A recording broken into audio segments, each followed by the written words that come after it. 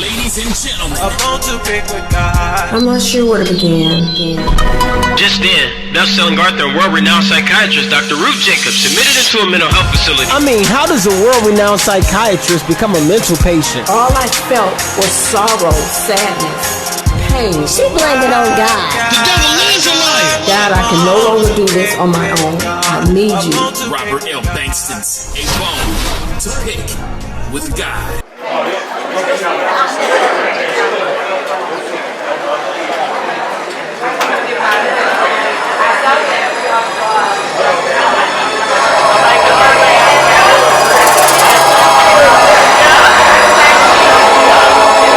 Like you said, criminal is interesting.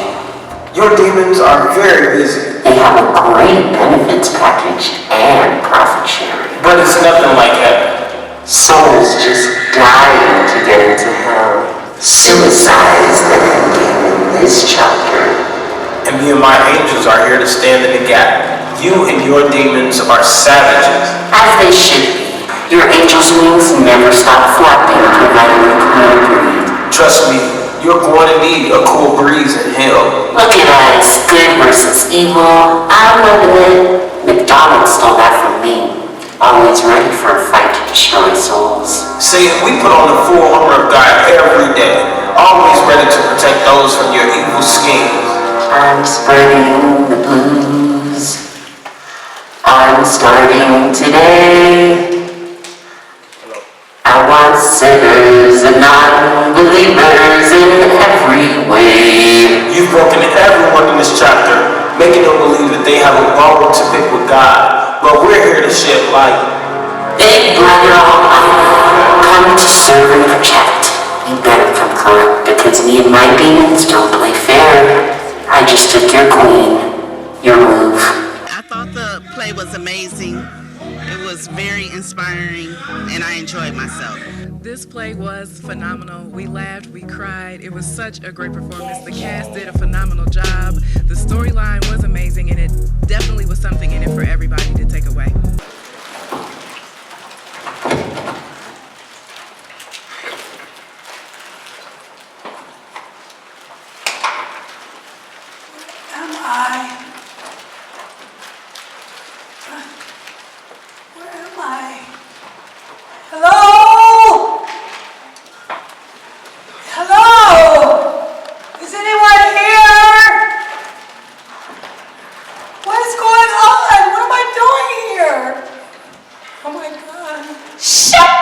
Crazy up.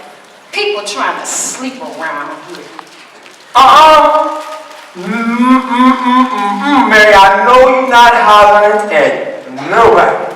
I know you ain't making all that noise. Don't mind her, she just hasn't had a meds yet. How you know? Because I'm the one to give them to you. What are you writing?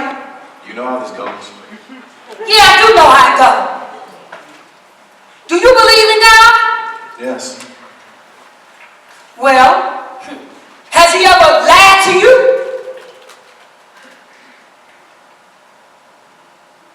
No. Keep on living, he will.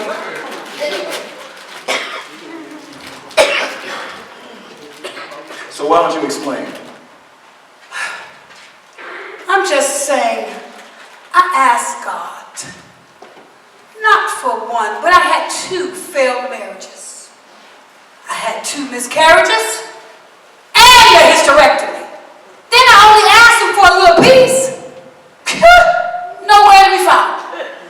So you know what? You can miss me with this whole setup. I'm done. Miss Jacobs, you said. Miss Jacobs! She's gonna be a handful. I Have a Bone to Pick with God. It's a great show. I suggest that you watch it. God bless.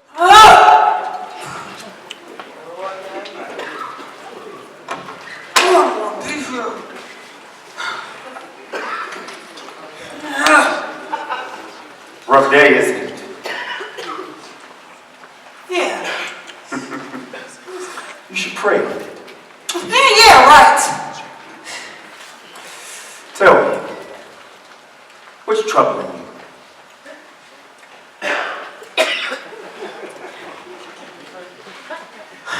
God did not answer my prayers.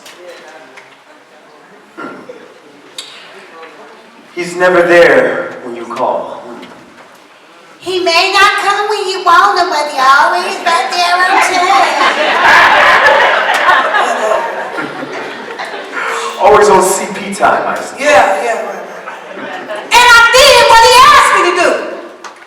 And that's according to whom? Deuteronomy 20:3. Do not be faint-hearted or afraid. Ah, yes, I know this one. Do not fear or be terrified by them. For I will come with you. I will fight for you.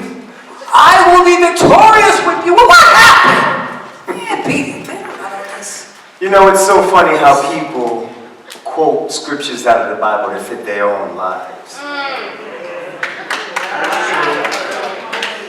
Well, what you saying then, Mr. Pastor? Well, Doctor, you hide and blame God for your own shambles, yes? Listen, I'm just saying that he didn't make good on his promises. And that was wrong. Well, you were wrong. Suicide. Dead wrong. And just who are you? Why don't you sit down? Let me explain who I am. Please. I'm glad you said please.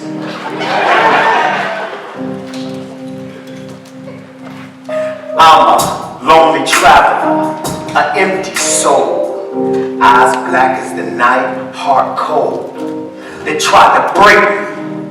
I was broke. I believed in God's scriptures I quote. God stuck out his hand, but I said no. Standing on the edge at the end of my rope. Strip me of all, even the kitchen sink. Once I take my meds, all I do is sleep, cause I'm a lonely traveler, an empty soul. Eyes black as the night, heart cold, cause I'm a lonely traveler, empty soul. Eyes black as the night, heart cold, cause I'm a lonely traveler, empty soul. Eyes black as the night, heart cold, cause I'm a lonely traveler, empty soul. Eyes black as the night, heart cold, yeah.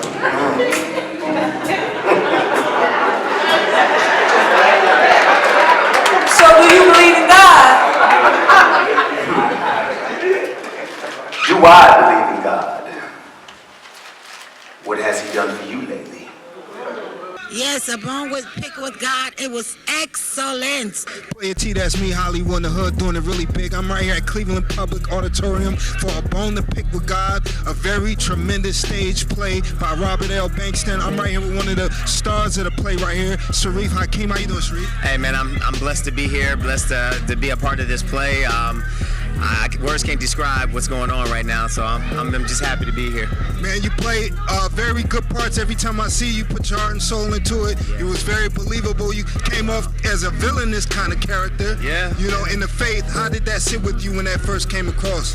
You know, at first I was blown back by the things that he was saying and doing, and you know, we put our little spin on it and everything. But the rehearsals worked out well, and we were just able to come across and get across to the audience, you know, what we were trying to do, and it went well. I think a lot of people actually received it, and the crowd was reacting to a lot of stuff that we didn't think they were going to react to, so it was just a blessing to see that. Now, real quick, what do you think Robert was trying to get across to the audience, your viewing audience, with this stage play? You know, a lot of times we fall into just breaking spirit. We really don't understand why we do what we do, and then we get into our sinking place where we just start doing wrong. But then, you know, you got to reflect on things that you've done and things that's happened to you, and then you actually push on to keep going on. Just like the brother has said that he was coming close to quitting. I've been through that. I'm pretty sure a lot of other people has been through that, where they were actually at that verge of just giving up. But you had something in you that just pushed you along, and it made you actually grow stronger and for the hunger, just like my acting. So yeah. Okay, I just want to say how much and how proud I am of my son and the family that he has gained doing this play. I'm Joshua's mother. His real name is Hakeem Sharif. And baby, you broke a leg. I thought it was an awesome play. My girlfriend did the artwork. Another good friend was one of the background singers. Cleveland is doing it big. And Rob, great job. Awesome job, Rob. Awesome job. Bartender, give me a double shot of cognac, slightly chilled, and a Cuban cigar. I see you. I don't know what you're doing, but I see you. Yes. And a menage a trois of music with John Coltrane and Duke Ellington. Would you like a freak or something? Don't knock it till you try it. Girl, you must be a lesbian or something. Where you going, man? Depends. What day are we good? What day of the week is it? You tripping now for real. I'm just playing, girl. Ain't nothing like a man with sexy lips and ooh, big hands. Why are you here? Some things are best left unsaid. Why are you here? Well, I got sick and tired of being sick and tired. Girl, you better get Boaz to hook you up with something. You'll be all right. I used to talk to God all the time. I mean, I prayed all the time. So did I. Then I wonder why God would send me a man that would beat the hell out of me. Yes, beat me unconscious one time. He had the audacity to piss in my face to wake me up. I'm so sorry. Why? You didn't do it? Well, where's he at now, though? In Pottersfield Cemetery. I'm right here with Monica Black and Stephanie Davidson, two very tremendous actresses right here from A Bone to Pick with God. Very great performance. You're tremendous singers also. So much. Now, when this part came across, you know, and you were presented with it and you seen that it was going to be a singing part, what did you think of it? Well, I sing all over the city anyway, so this is my natural. Well, it's okay. This is my normal shoot, so it was comfortable doing that. The acting was a bit different because this is my first stage lead role. Right? Yeah, so this has been a blessing. Been a blessing. So I thank God for the opportunity. I felt like I can do it because I'm a preacher too, so we can help each other. Yeah, I'm a preacher, so we can help everybody else. We can't help ourselves. So I thank God for the opportunity to be able to show it in acting. So this was right up your alley. Right up my alley. I think this is not going to be your last time. Now you, very great part, very believable, brought levity to the play. You know, what did you think about your part? Well, my part was very, it touched home a little bit. I got a chance. Yeah. How so? As far as being overweight, just people laughing at you, things of that nature. So it touched home in that aspect. I was able to lose 135 pounds on my own without a surgery. But on your own without a surgery, yeah. You said like you had a problem. I don't see too many problems around here. Did you all feel like the play was coming together when you were rehearsing this in the early beginning? Did you see the synergy that you had between yourselves? Absolutely, absolutely. And when the feed off each other at all times. One thing I love about this play is a message that Black Americans need to understand that mental health is important. And if we don't seek counsel and seek help, then we continue to be a generational curse. So go get mental health. It's okay. It's okay. It's okay. You know, mental health, like she said, piggyback up on that, is very, very serious in our community, and we need to really recognize and help. Oh, that's right, sister. You need a lawyer? I got you. Hey, look at what we have here. Ain't no party like a crazy folks party because a crazy folks don't stop.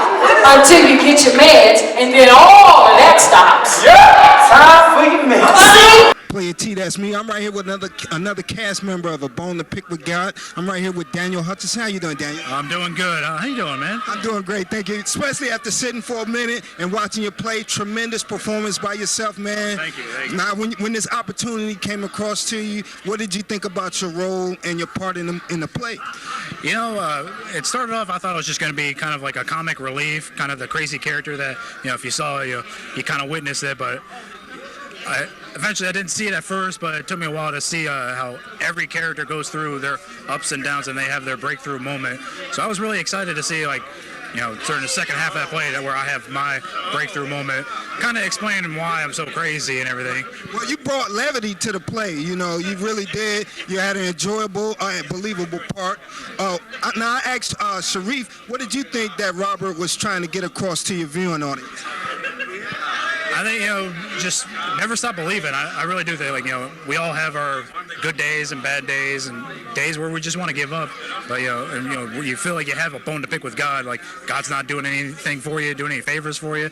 But you can't stop believing. Always stop believing, you know. Once you stop believing, that's it. But you just got to keep believing, you know. And God's great. I can't have any kind of part. I want to take my meds. And if you see that pastor back there, tell him to come get his meds too.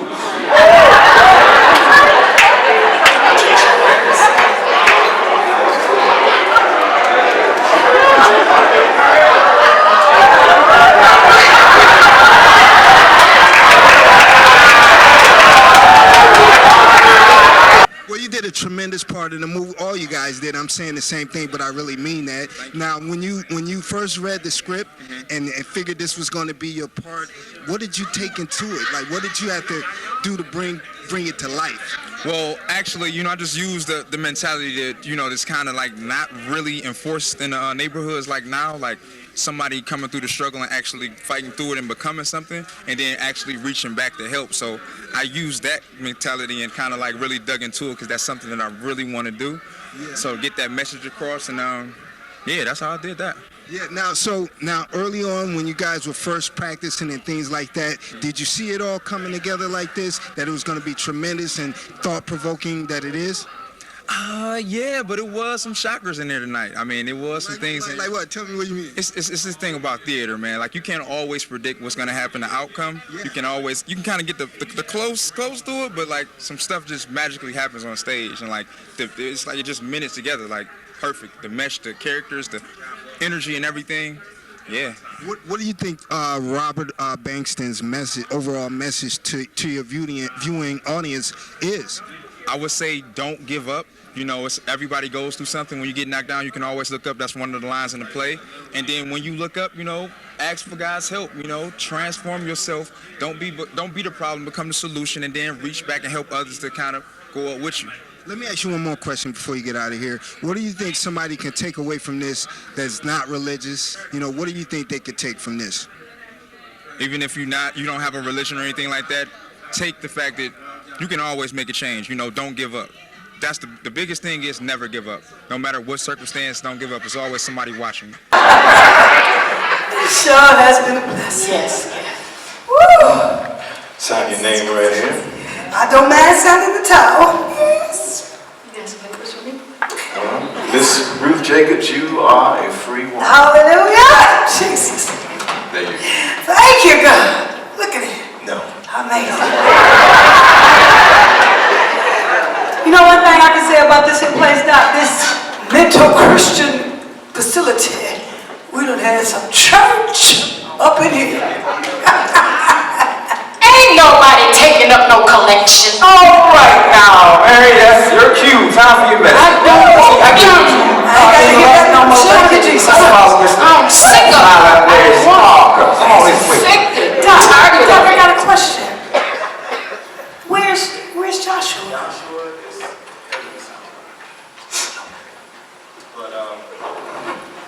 It seems that he still doesn't believe in God. Yeah. But he had a Bible in his belongings, and it was bookmarked to, I believe it was Ephesians 6:10-12. So there is hope. God is still able. God is still in control. He is in control. Playa T, that's me. I'm right here with Mr. Alvin Fraizer. You played a great part in A Bone to Pick with God. How you doing, Alvin? I'm well, man. How you doing, bro? Man, I'm doing just fine, man. You know, now with your part, man, you know, it was a lot of levity in the play, but you brought a serious part to it. You know, what did you think about your part? I felt like his role was like to be the kind of like the person who kept everything kind of on the level, because you're working around with so many characters with different varying personalities because of their mental condition. And so he was the one that was pretty even killed until Pastor Sims kind of pulled him out of his hookup. And then you kind of see who he is beneath the surface, beneath the calm surface, the mask, so to speak. So I enjoyed kind of revealing that, kind of playing it even while everybody else did their thing until it's just time to rev up. Right. Now, Robert expressed that all you guys, the actors and actresses, you know, he didn't pick neither of you. It kind of fell into place. So when you started practicing early on, you know, putting the play together, what did you think about the synergy between you all and your charisma between each other? It was good right away. Hakeem and I had worked together probably 20 years ago, so he and I had a long history of knowing each other. Yeah, so he's a good friend of mine that we've done stuff together. So I knew we would have that, and we've always had that. But working with the other cast members, it was new. Daniel, I worked with him once too. So there was kind of a little bit of familiarity with part of the crew, but even with the people that were new, it was like instantaneous. As soon as we got together to go over the first reads and started to go over the scenes, it was like, we got something here, and this is going to build. Now, I'm asking you, what kind of message do you think Robert Bankston was trying to send through the play? I feel like he was trying to show the importance of mental illness and dealing with that, and also showing how faith is a factor within that as well, because there are plenty of people, myself included, who have had bones to pick with God and felt a certain way about different things. And oftentimes, because we don't, amongst our culture as African Americans, see the importance of getting counseling for different things we go through. You live with it, you bottle it up, and it begins to cause a domino effect of dysfunction. How ironic. You felt like you had a bone to pick with God yourself, and then you turn around and you're in the play. Right. So what do you think about that? God works in mysterious ways, brother. Yeah. Thanks, Playa. Thank you, man. Yeah, so the play was fabulous. I'm just proud to see it just had so much scripture in it, and I'm just proud of Alvin. Ruth did an awesome job. The lady that did Ruth, awesome. Everybody did an awesome job. We love our Alvin Fraizer. We love you all. Keep doing what you're doing and keep speaking that word. The word was powerful. Playa T, that's me, Hollywood in the Hood, doing it really big right here at Cleveland Public Auditorium for A Bone to Pick with God. Very great stage played by my man right here, Robert L Bankston. How you doing, Robert? What's going on, buddy? Man, tremendous play, man. Great actors and actresses. You know, when you thought of this play and you figured like you wanted to get these actors and actresses, you know, what was the thought process on going to get these individuals? Honestly, I didn't have to go get them. God delivered them to me. I didn't audition. You didn't audition? No, didn't audition. They fell into play. Every piece fell into place, including I lost my musician Monday, and God picked one up Wednesday, and that's who's playing right now. Wow. Now, I asked several of your actors and actresses, you know, what do they believe that you were trying to convey to your viewing audience as far as a message is concerned? What is that message directly from the playwright yourself? Be careful on who you blame for what. Ask for forgiveness. Ask for help. And realize that everybody out here is going through something, so you're not by yourself, because the devil has a way of isolating you and making you think that you're the only one out here. So that's why people end up in affairs for so long, because the person that's actually the one that's not married is the one that acts like they can't talk to anybody else, because the devil isolated them because they're shamed. Instead of saying, hey, you know, you open it up, and then everybody, it's like, well, why did you do it? So the key of it is to walk away with, you're going to fall at some point in time in life. You're going to be broken at some point in time in life. But the key is, that's why they make Crazy Glue. Yeah. Put things back together. Yeah. What made you believe now was the time to put that message out there right now? Was some things you experienced or what? Honestly, this is not the play I wanted to do. The play I wanted to do, I wrote a play called Single, Married, Divorce. And God had blessed me in some ways and said, you're going to do what I tell you to do. And I'm like, man, I want to do Single, Married, Divorce. He's like, you're going to do A Bone to Pick with God, and I'm going to show you how to do it. And I wrote it. And then when I got done writing the play, at the end of the play, I was sitting at my table, and he said, now I want you to change all the characters to biblical names. So I had to do some research to make sure they fit from that point in time. So this is nothing but God pulling this together.